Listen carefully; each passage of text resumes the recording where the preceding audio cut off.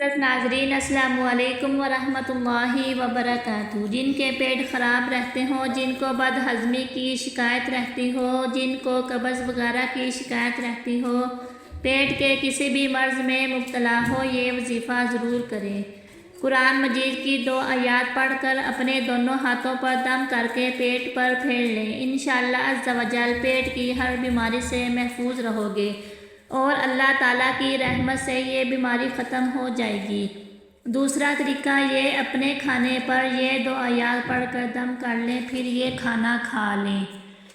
بسم اللہ الرحمن الرحیم۔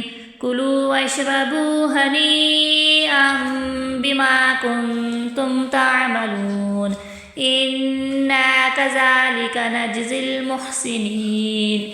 کلوا واشربوا ہنیئا بما کنتم تعملون انا کذالک نجزی المحسنین۔ جزاک اللہ۔